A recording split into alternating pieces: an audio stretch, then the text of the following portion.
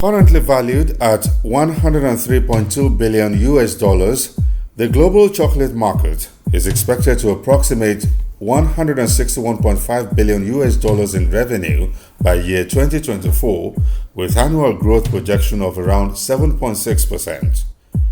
However, despite this huge earning, African industry watchers have expressed displeasure that a large chunk of the earning is derived from value addition only after the cocoa beans have left the African continent and reached the global north. It seems there's a new generation of Africans who are determined to challenge this narrative as they are boldly venturing into the chocolate manufacturing business and are successfully appropriating its commercial opportunities. Our crew tracked down one of such new generation of Africans, a mechanical engineering graduate who started as a student entrepreneur hawking imported chocolate bars and over time grew into a successful chocolate manufacturer.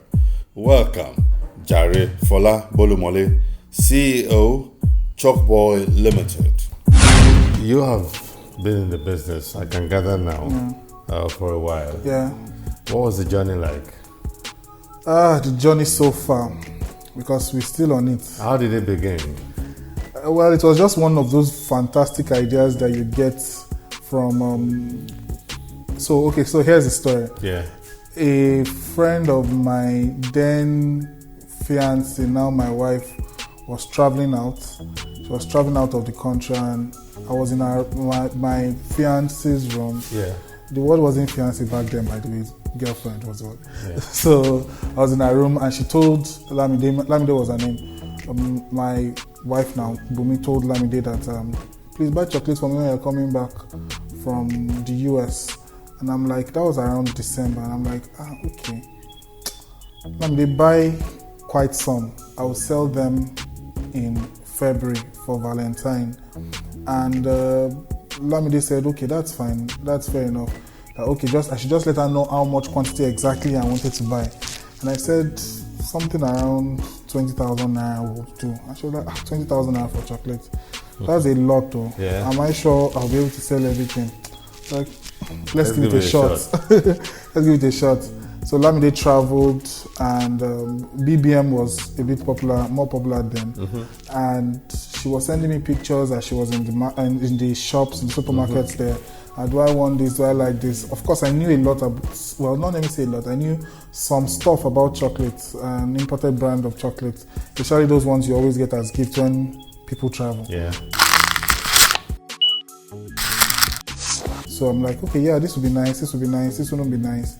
There was a major shop that was not yet in Ibadan at the time. Okay. So chocolate sourcing for Valentine was not so accessible, especially in the university. Of course, there was no major supermarket in the university that was selling all of that. Could get. Yeah, so I was like, okay, I can sell that. I'll package everything and I'll sell it when Lamide comes back. So Lamide sends me pictures, I approve, I disapprove, quite a number of minis, big bars. I'm like, okay, so she bought them. In fact, I had not even given her money when she was going. It was when she came back in January, I gave her the money for the products. And by January then, I told my sisters that I want to sell chocolate. And they're like, fine, very nice idea. You package it for Valentine. I'm like, yes. Then I didn't even know how I was going to package it. So my sister told me that, okay, you know what, we'll go to Lagos, we'll go to Balogun Market and go and buy these hand-woven baskets, small hand-woven baskets that hamper-like, that we use as hampers, but the small size. The small size. Yeah, the small size, and we'll put them inside, wrap them up, tie them up, and with ribbons. With ribbons and all. And flowers. Exactly, and package them with different sizes. So I had all the way from packages of like 300 naira all to 2,500 naira, different sizes. My other sister set up a group on BBM that time to do broadcast and tell people that, okay, our brother is selling chocolate and everything. So my mom said, okay, she gave me a phone. I had to get a smaller phone for me to use to do the marketing. So that's exactly how I got the product, I packaged it, and I started selling them. So if I get you correctly, this journey started when a friend of yours was traveling abroad. Yes, exactly. And you reckon, oh, this is December. In another 2 months, Valentine's will be around. Exactly. And people are going to need chocolate. Yeah. Get some for me. Yeah. Was that a spur of the moment, intuitive idea, or it was something you'd been chewing in your mind for a while? Coming up. Well, one major other reason why I would say I started was like I was always told myself I can't be using my pocket money my father gives me to have a girlfriend. I always told myself, no, it doesn't make any sense.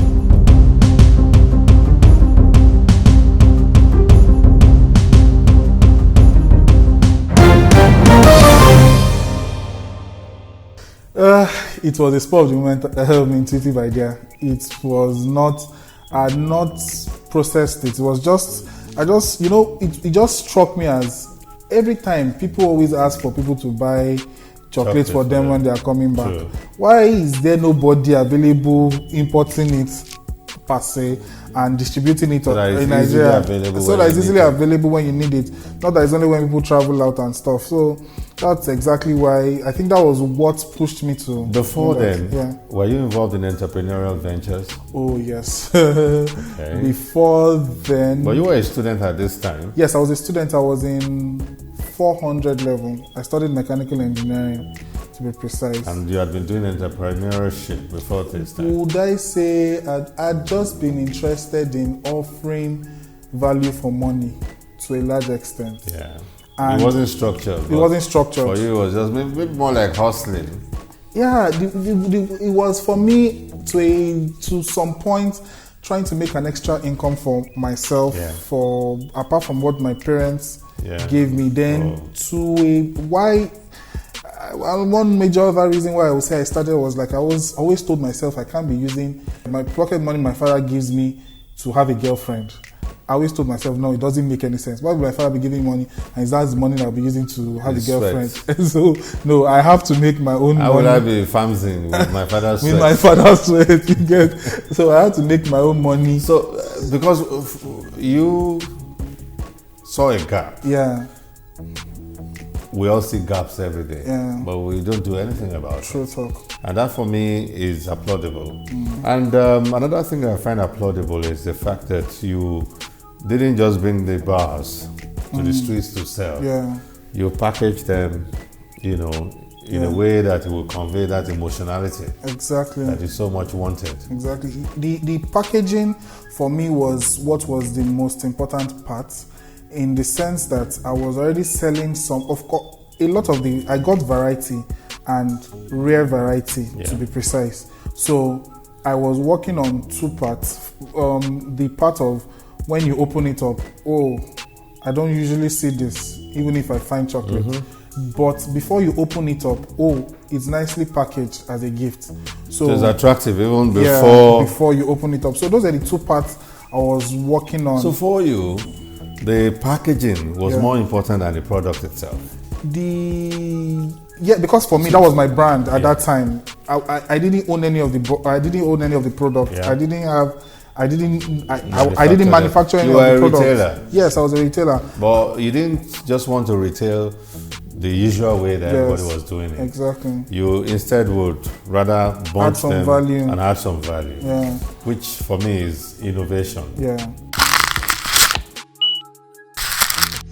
So when you bring innovation into what you're doing, you're bound to catch people's attention somehow. So you got this kind of response that encouraged you to do more. Yes. What did you do thereafter? So I did that. That was the first year. That was 400 level, to be precise. The response was great for Valentine. How much did you make from that 20,000 naira worth of chocolate? I think I must have made like multiples of 4 at least of my investment. More than 80,000 naira. Yes, I should have made at least 80,000. That's like selling drugs.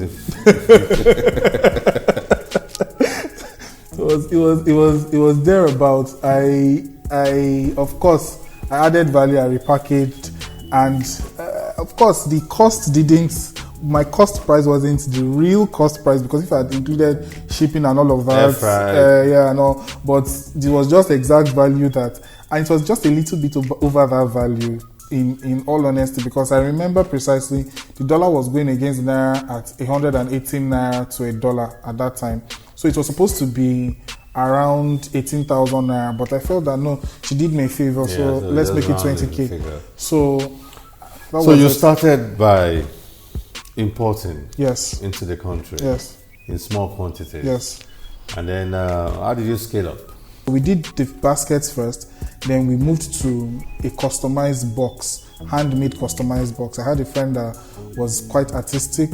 I got a box maker. The person did the box differently. I took it to the artistic guy. He did some very lovely painting on the boxes, and so it became a bit more present. Will I say, yeah, it was more presentable, and we packaged it in those boxes.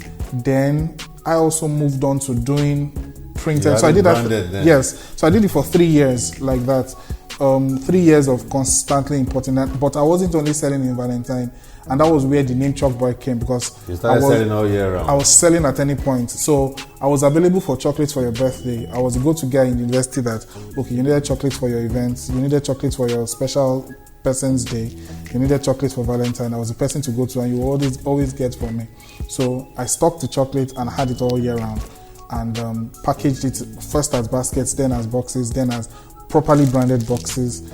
And by the time I was leaving university, I was like, I'm already known for this. I want to be a bit known. You already have a market. Yes, I already have a market within university, but as I'm leaving university, I have a bigger market to tend to and to explore, and I need to do something that would attract these people to myself and see, okay, they could get, the aim really at that time was for them to get chocolates from me.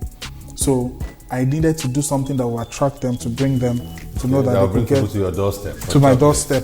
And I couldn't afford it didn't make sense to use the route of media in terms of running jingles and adverts. Oh, you got it right. So running jingles and adverts, because I didn't have a physical store. Yeah. I was still an online business.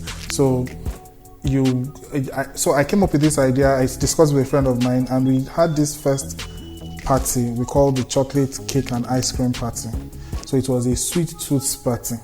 And so the event, you knew after you bought your ticket, you get chocolate, you get cake, and you get ice cream.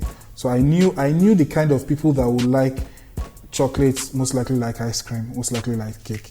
And that was the first event. So you branded a party? Yes, I branded a party. The first time it was called chocolate cake and ice cream party. The second time, after we saw it, why don't we just call it Chalk Party? We're already Chalk Boy, just call it Chalk Party.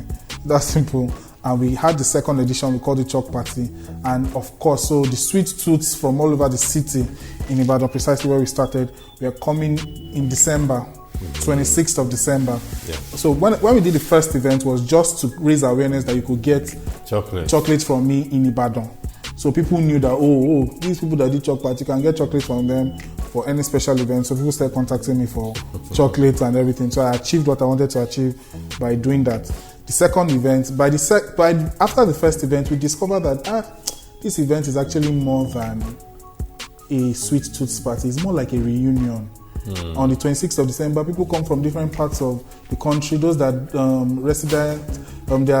they don't stay in Ibadan, come around, they just come for holidays in Ibadan. From different parts of the world. And we're like, this is more like a reunion. And people wanted us to continue doing it. I just wanted to raise an awareness for myself. At the beginning, they were like, no, this is a very good family event.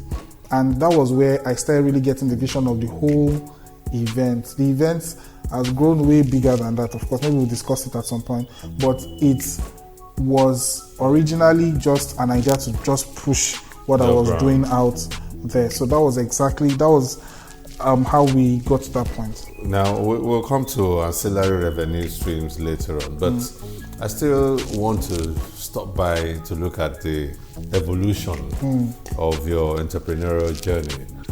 You started by importing from abroad, packaging them nicely, first in hand-woven baskets and later on in properly designed, customized boxes. When Chalk Boy brand became the official brand name of the enterprise, what stage was the business at the time? We Are you were still selling from your room? no. Well, yes. When Chalk Boy name and brand originated less than a year after we formed up the less than 6 months after the first sales in February. Okay. So eventually we were able to move from just the name. Of course, we started selling different products. We started selling different products, but still with that brand name Chalk Boy. We had not even started production of our own product. So the brand grew as a gift brand to people. It started as a gift brand and packaging imported chocolate. That was the name. I was doing that just after I left school. You were trading on that brand name? Yes, I was still trading on that brand name. In fact, I remember was it registered at the time? Exactly. I remember that it was just a year after I registered it, because I think I discovered that I was going to walk the entrepreneurial path at that point in my life. I discovered that I'm likely to work there. I'd done quite a number of other businesses, like we were mentioning. I'd sold shirts, I'd sold ladies' underwear, I'd done a service-based business. I'd rented chairs and a projector while I was in school. So I knew to register the brand also quickly after, but it was like a couple of, 2 or 3 years after I trademarked the name Chalk Boy. But we registered it, got it registered in the Corporate Affairs Commission and all of that. So tell us how it metamorphosed from you being an importer of chocolate brands, various types of chocolate brands from different parts of the world, packaging them to retail, as selling them to those who want to present them as gifts, to you being a manufacturer of chocolates. You see, when you walk the entrepreneurial path, you start, most of the time, for me, the big picture doesn't start at the beginning. You just have a lovely idea, and the picture seems to start getting clearer. You're like saying, okay, this is how big this can get. So when I got tired of the fact that I was importing chocolate, I'm like, this doesn't make too much sense. Wait, we have cocoa in Nigeria now. It doesn't make sense for me to be re-importing chocolate. We have cocoa in Nigeria. Coming up, I had a formal certification in chocolate candy production and an informal training in chocolate manufacturing. So I had one-on-one training with my tutors about chocolate manufacturing, but it just felt like, look, you're just somebody that has just one silly ambition that can never really be achieved. That won't fly. But me, I'm like, I know where I'm coming from and I know where I'm going.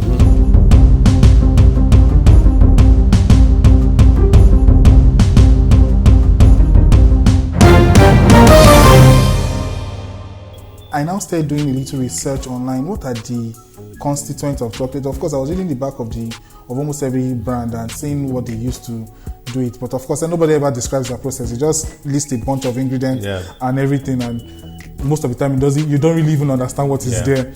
And I'm like, but it looks like there's one common factor to all of this. There's cocoa somewhere. There's cocoa butter somewhere. There's sugar somewhere there. There's milk for those that have milk. For those that even have nuts, there's nuts. And what is nuts? That's granules, peanut, or any other form of nuts. All the nuts are here. And we have it. So I'm like, okay, we can start. That means if we have it, there has to be a process that we are lacking that is not making us make it here in Nigeria. So I started looking online, how it is made and everything. I got books, downloaded books, watched YouTube videos, and I gathered a lot of guinea pigs, which were my family members. I used them to test all the crap I made at the beginning, and they were like, it's nice. I thank God nobody fell sick, nobody landed in the hospital for tummy ache. But they just kept on pushing me and encouraging me that we can. So you studied and you self-trained, you self-taught yourself at the beginning. Produce this. Then when I saw that, and you were expending money on experiments. Of course, I was expending money on so many parts of the experiment. So many parts. I remember one time I went on a trip straight on all the way to Ondo State, not even knowing who I was going to meet in Ondo State, just to go and see, okay, they say Ondo State has a lot of the cocoa in Nigeria. Oh, yeah, let's go. And I didn't even know who I was going to meet. Where am I going to? They say Ile Oluji. Okay, let's go there. I didn't even really know who I was going to meet. Yeah. Let's just explore and find out. So that's what I did. Then I saw an opportunity online for a training in the US on chocolate candy production. And I was like, wow, finally, I can have formal training on this thing. And I tried, I applied, it was approved, my visa was approved. I went for the training. How many weeks was this training? This training was just a month. And intensive training. Of course, intensive daily training and everything. But I also, so I was able to go for the training. I did the training, it was on chocolate candy production. And I went to meet my tutors there and told them that I want to go and start making chocolate in Nigeria. And the truth about the training was, I didn't even really understand it until I got to the training ground. It was about using the eventual product, as in the chocolate that has already been made, to make other forms of chocolate. Really? It wasn't about the processing, taking it from the raw material to the finished product. Theirs was to take the finished product and remake it into something else. So after I did the training for about 2 weeks, and you were interested in the entire gamut? I was first disappointed. I'm like, no, you can't do this to me. I can't come all the way from Nigeria to come and just learn how to cut candy. Come and cut candy with all this money. With all this money. And I went to meet my tutors. They're like, but wait, why exactly are you trying to do chocolate? Some companies are already doing it. Why are you having to bother yourself about that? I said, we are not doing it in my own country. Yeah. I want to go and do it there myself. They're like, okay, no problem. And a couple of them got me books and stuff that, okay, if you are really interested, go ahead and read this. And I can put some explanation to some of the things.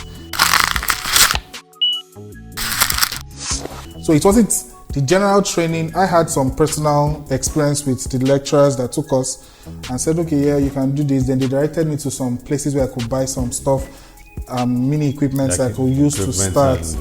And I'm like, okay, fine. I was able to eventually, so I had a formal certification in chocolate candy production and an informal training in chocolate manufacturing.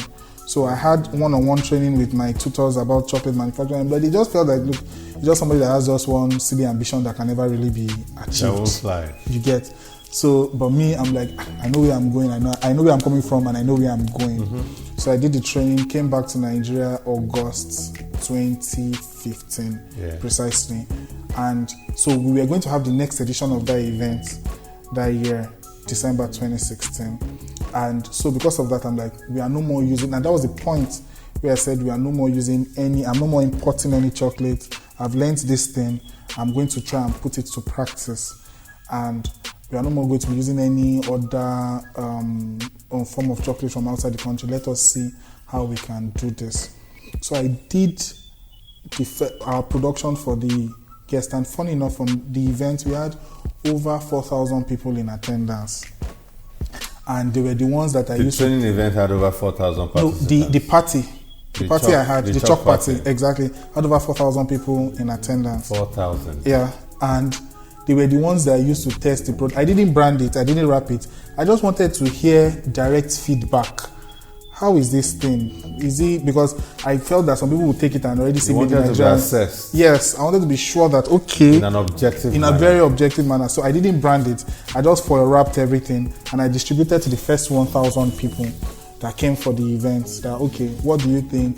And we got our feedback from all of them, and we got very, very, very, very good feedback, and it was very encouraging. They didn't know you manufactured They didn't know. They thought you brought it in as usual. Exactly. They didn't know. The only difference for them was that time was we had a multiplier on our event. We didn't have that many people. Previous years, we had 800 as the maximum number. So we had like 5 times the number of people. We used a bigger venue and everything. And people came and they're like, okay, this is really nice. It was until the following year, April, that I formally now launched the brand as this is made in Nigeria. It was done here.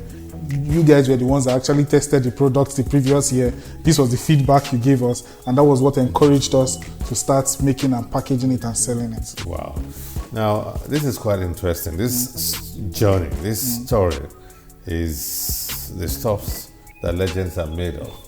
Now you've gone to learn, you've come back, you've run it with people who are, sweet tooth oriented people, and you got the feedback. So I reckon you factored the feedback you got into the production process.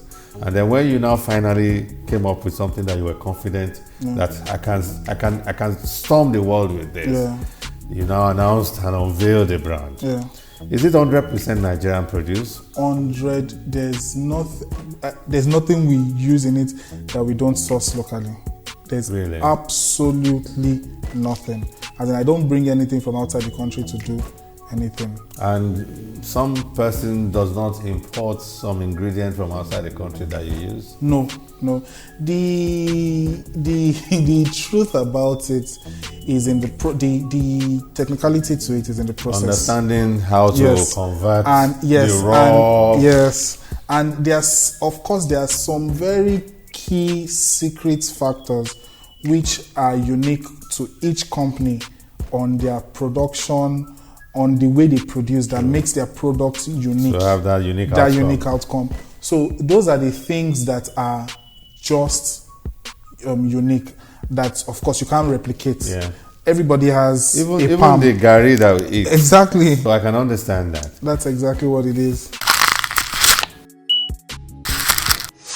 Now, you have been producing for how many years now? So, from 2016 till date, we have been doing our own products. And so far, so good. So far, so interesting. More like so far, so interesting. I understand the need for you to be self-effacing and also not to, teach anyone kind of thing. But for me to achieve the objective of this program, we need to draw out nuggets, that can help entrepreneurs out there. True. And also draw out nuggets that can inspire many more people to venture. Because you took a bold step. Yeah, I did. You had money that you needed for other purposes, but you were busy experimenting. Yes. Trying to produce, I can get this thing right. Yeah. You need to be courageous and adventurous to be able to do that. Where did you get that kind of spirit from? Well, maybe it's somehow genetically passed on. My dad is enterprising, highly enterprising. My mom, both of them are. My dad is an agri-economist by training, but he had been more of an entrepreneur in his life too.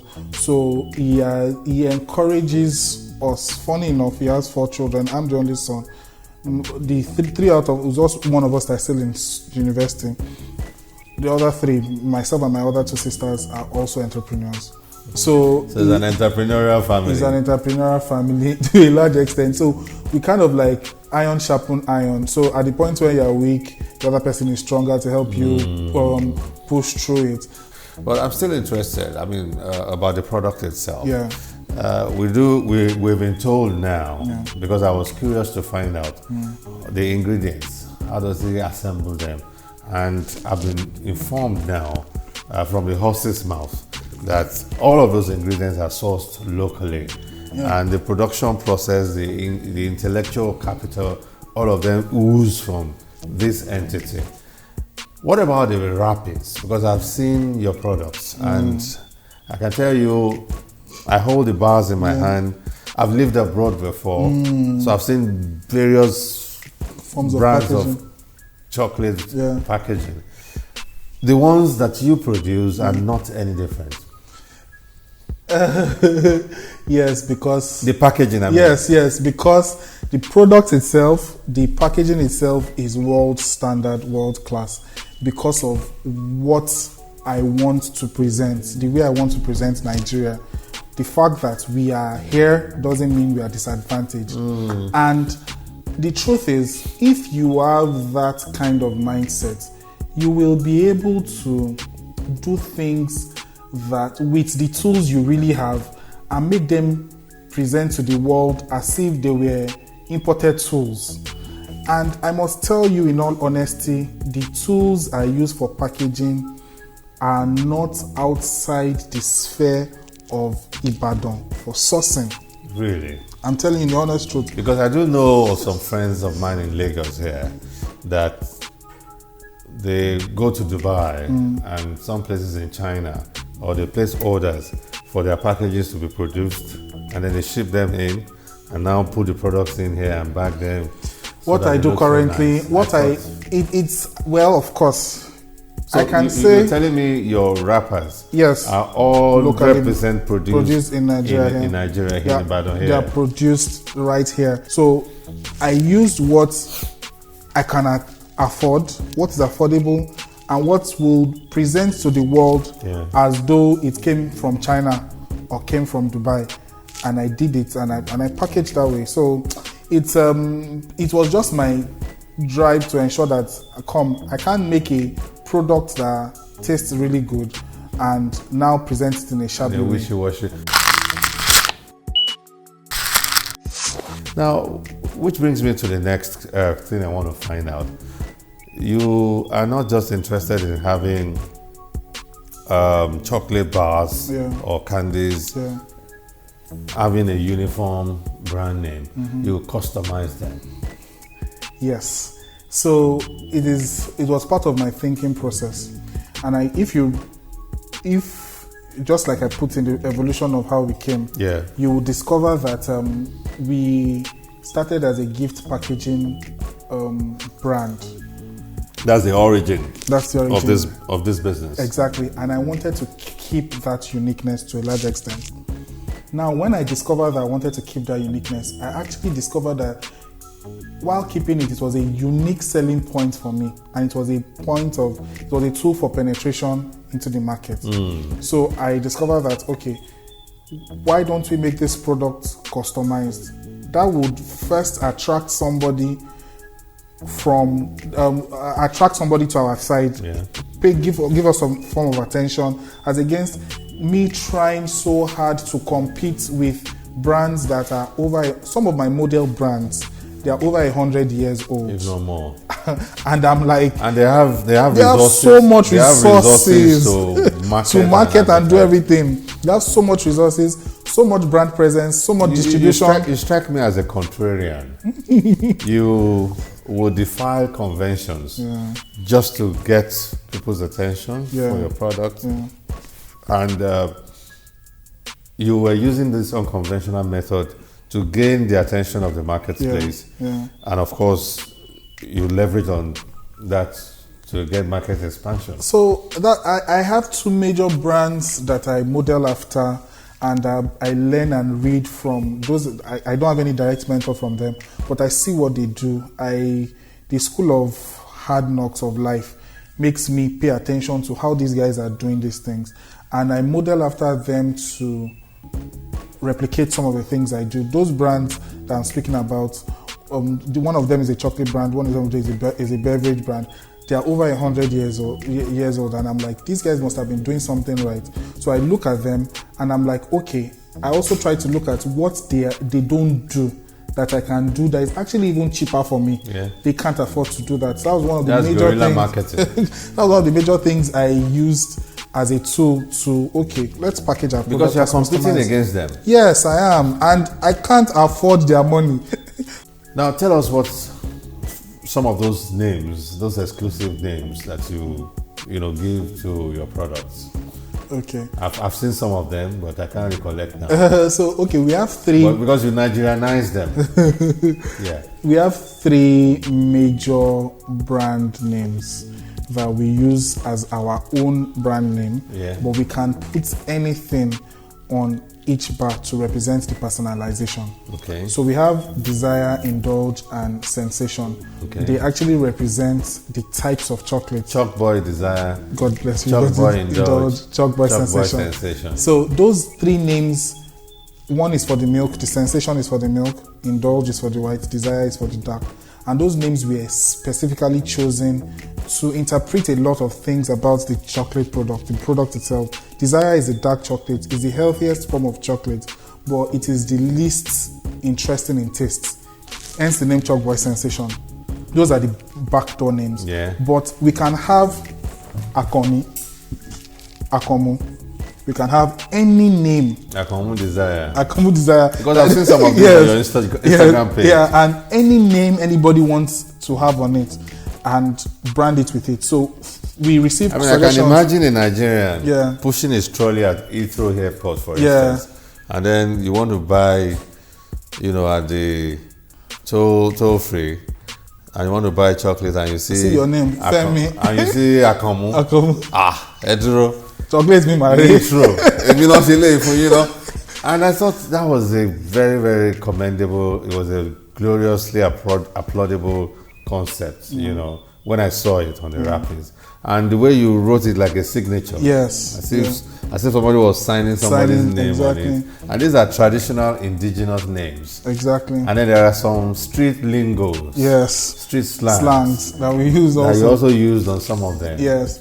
And that's because two reasons. It will shock you how much creativity we have here in Nigeria. Coming up. Quality control, research and development. Yeah. These are things the food industry does not joke with. It's not a joke at all. Tell us how you go about that.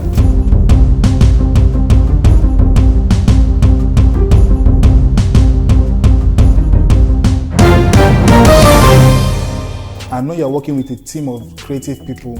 From my graphic team to my content team, they are highly creative and innovative people. And they keep thinking of methods that we can use to make this thing very unique. So, for example, the product itself, the wrapping, the brand, the basic wrapping, the basic design rather that each wrapping has, it's actually, if you look in detail, you will see it's African in nature. Yeah. Then you now go a bit to, the first attraction to the person, the names, the street slangs that we can have on them. And the next thing, so we use the names, street slangs and everything that people can easily identify with. And we put them there and people, nice, I want this. Nice, I want this because this is mine, this is it, I like this and stuff like that. It reinforces your sense of identity. Exactly. Yeah. So it just gives me this little edge that makes people want to pick it up from the shelf before they think of. So, and that's just you recognize, maybe consciously or unconsciously, but you seem to have recognized that buying is an emotional decision unconsciously rather than a rational decision. And if you succeed in tweaking somebody's emotion, if you succeed in connecting with somebody's emotion, you have done 99% of the job required to sell to that person. So if I go on the shelf and I see an indigenous name on a beautifully wrapped candy, nicely world-class candy, then of course I'm inclined to explore further. Even if I'm not a chocolate person. Exactly. Even if it's just to collect it as a collectible or as a souvenir or a gift. Exactly. And that's, I reckon, will be working for you. That's actually what is working for us. That is exactly what is working for us. But isn't it costing you more by way of production costs? Yes, it is. Because if you're going to scale, volume of scale, the more wrappers you print the same way, the less it will cost you. But here now you have to print varieties of wrappers. Exactly. So we are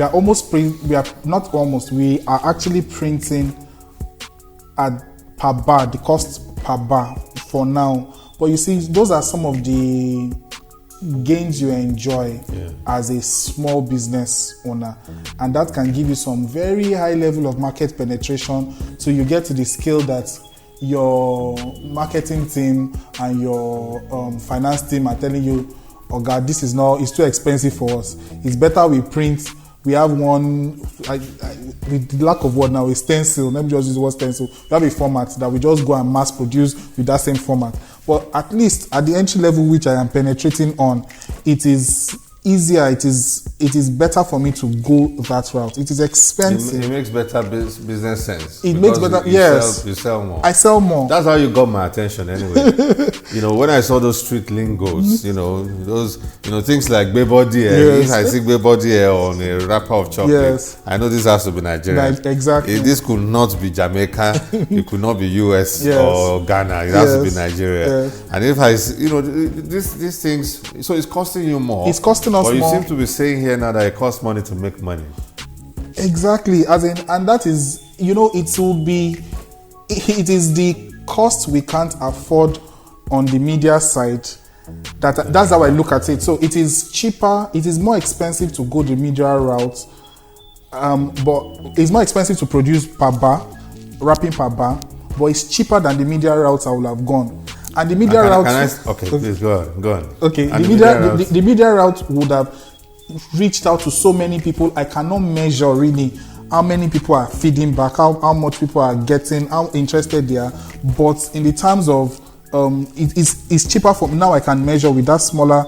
It's more expensive in the production, but it is cheaper than. It's just the way I look at it. I don't have any. If you had just pushed it in the media without having those, personalization. Yeah. That's personalization. Yeah. If you were just pushing the brand, I would have just okay, all right. But that personalization got my attention, and I'd like to believe it's working more by way of getting market penetration than it would have been if you were spending money on. And it is cheaper. What at the end of the day, what I'm trying to achieve really is, so I'm buying loyalty at the cost of the customer. To a large extent, they pay for it. Yeah, you pass the cost on to the customer. Yeah, I pass it to them. They pay for it. But it gives them emotional benefit. Yes, and they now eventually do the re-advertising for me. True. So, for example, I got an order, and the person was telling me that you came in highly recommended by somebody. At the beginning of our business, all we were doing was a lot of broadcast, posting on social media. But we have reached a little point now where we are enjoying referrals. So a lot of we have a lot of repeat customers right now and a lot of reorders. So, Mr. Fola Bolumole, I want to also explore how you push the products. What other means do you employ to reach the market, to take the product to the market? Well, we are moving now to distribution and shelving. Yeah. So we are moving from, we are growing. We're a growing brand. We are not yet there yet. But we are moving from online sales to shelving. For a long time, we've been online. Yes. So we are moving to supermarkets and having them on the shelf.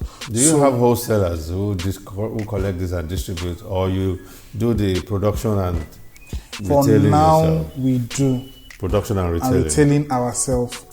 It helps us to retain a lot of our profits for now because the cost is also high. Mm-hmm. So we retain the profits for now, but we are moving a bit bigger, and we're already in talks with a couple of distributors, a couple of retailers that want to take it all around the country. For example, we launched a new product last year, August, the chocolate spread, which is gradually becoming the family staple that is replacing margarine on the table, because it's a way much more healthier alternative. So, and that one, in fact, got distributors faster than even the chocolate bars, irrespective of the unique selling points that I've put with chocolate bars. But the health benefits and the fact that it can really be, it just tastes. The taste is, of course, the taste is amazing. The health benefit. What else would you say? Of course, I have no choice. So, but that's it. You recognize that for you to gain market expansion, you've gotten the attention of the market to a reasonable level. Yeah. For you to gain market expansion, you needed to be innovative continuously. Yeah. And now you're thinking of, okay, we don't just want to put it into people's palms as gifts, but want to put it on the dining tables. Exactly. In homes, which is going to give you that scale. So, I am trying to ensure I am retaining a lot of my roots, because the brand started as a gift item and a family brand, a family product. So we are looking at those methods and staying on those methods rather to use to distribute the product and have it. That's our own unique platform. Yeah. Let our product unite the family. So we have a jar of chocolate spread on the table.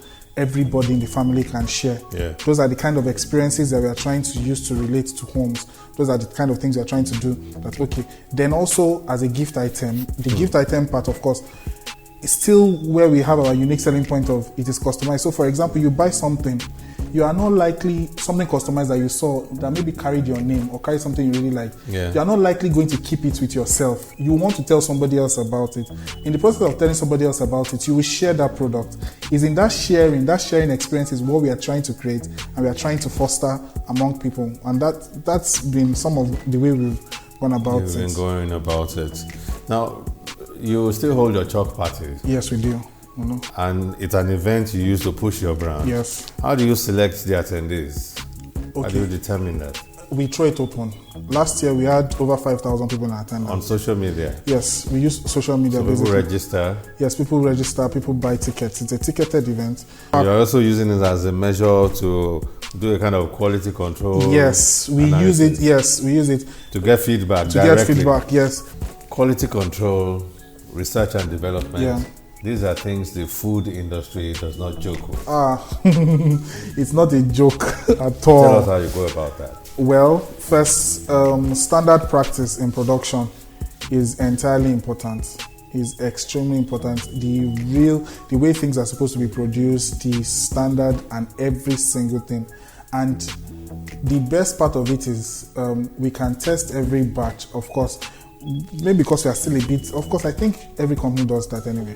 After every batch of production, even after we have ensured standard process, we test. We have a little problem with storage, but that is still being overcome from time to time. The little problem we have is, for example, in the best form of storage would have been to keep them in an AC room forever. Okay. But we don't have power supply that is forever. That's true. So we have once in a while temperature variation because light goes. That would affect the. Yes, it will affect. It doesn't even affect the taste. In all honesty, really? It doesn't affect the taste anyway, at all. The bars we see at the supermarket, yes. they are not. Exactly, it doesn't affect the taste. It just affects the presentation after a while. Because it gets sticky. So. Yeah, it's not even really sticky. Just start having some whitish stuff on the surface that is not so pretty. But we are gradually overcoming some of those challenges. So, of course, we still have challenges. That's the major one for now. Now, before we let you go, I'd like to know what the revenue stream is like for this, your brand. Mm-hmm. You've told us that customized gift items. Yeah. You've told us also retailing. Yes. And you've told us about your plans to have it on shelves now, whereby you can mass produce and get people to distribute in a massive mass manner. What other streams of revenue have you explored? Okay, of course, the event I spoke about is also a very good stream of revenue at the end of the year for us. I mean, we're talking of 5,000 attendees. Yes, so it's a very good revenue stream for us at the end of the year. We also, because I would like to call it this way, we package love. We package a love experience for people that they share love experiences. We are able to charge some form of service charge depending on the kind of extra expression you want to give to that. So we make money from the products primarily. Yeah. And the products are in three major forms now. We have the bars, we have the chocolate truffles. The chocolate truffles are some of the things I learned when I traveled. I have at least 27 other forms of chocolate candies I can produce, but I don't do many of them now because many of them are not weather friendly. So I was able to crack the code for the truffles, and so we introduced the truffles. So we have chocolate bars, we have the chocolate truffles, we have the chocolate spread. Yeah. The chocolate spread doesn't have so much problem. It's the one that has the least problem with temperature variation, although when the temperature rises too high and condenses back, it has a way it affects the product. So, but multiple product lines. Yes, so we have multiple product lines. Has it expanded your revenue stream? Yes, it has expanded our revenue stream. Do you service events like, okay, if I'm having a birthday party now, or celebrating the 80th birthday of my in-laws, or I'm getting married, and the two of us want you to just brand. Yeah, we do. In fact, prior to this, we had an event in Abuja. We have something called the chocolate fountain. Okay. So it's a fountain that is all chocolate. So it's always a centerpiece at weddings, birthdays, for those that hire us for that service. So how do we go there to scoop or what? Great. So we have dippings that we already have on the table. We just present you with a saucer, arrange your dippings, put it in the fountain, roll it up. So it's like coating whatever you want to coat with chocolate. So the chocolate is flowing all the way on the fountain. Like a fountain, it keeps going. It keeps going, exactly. So you just coat it with what you want, you go back to where you want to eat it, and that's another form of revenue that we have. So you can position that at events. Are you also looking in the direction of having people who can do this kind of network marketing thing? Now that you mentioned that, someone has actually approached me. In fact, two people have actually approached me on that light, placing it on that platform. Yeah. We actually the multi-level marketing. Yes, the multi-level marketing thing. We actually have a product that is coming out very soon for that. Because of the potential that lies in the multi-level marketing industry, we're actually coming out with a product that we will just float through that line. What's the future for the Chalk brand? The Chalkboy brand. The Chalkboy brand's future is in two major phases. We want to be able to reposition Nigeria as a cocoa growing country that exports it for refinement and reimports the final product. We want to produce everything we want to. You want to change the narrative? Yes, we want to change the narrative. So we want to be able to do everything that can be done from cocoa here in Nigeria and sell it to the world. Of course, the second future for us that we're looking at is the entertainment part. We found out that Chalk Party is really doing well in bringing people together. So we are looking at a future where we can do that, not just as an event, but have a location where we can always have that, where people can walk in and have that experience at any time. A location. Yeah.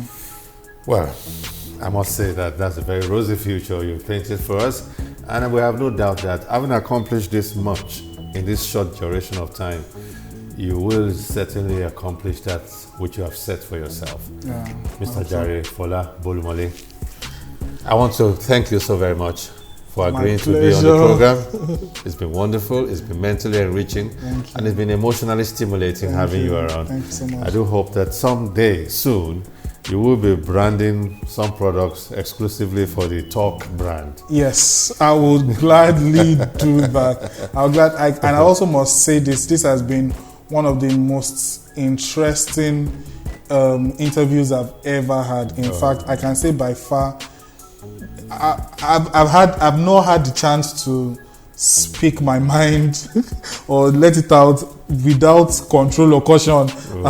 In all honesty, as much as I've had here, this is by far the best. Actually, the concept of the program is two friends meeting and having a chat about their businesses. And with that testimonial coming from no less a person than your distinguished self, we would be blushing all the way to our homes now. Thank you. Thanks so very much. Thank you so much, sir. We wish you good luck. Thank you, sir. In this endeavor that you have set for yourself. Thank you, sir. On that note, we call it wraps on the program today. Thank you very much for being there with us. Until next time, we say bye-bye and we click our glasses.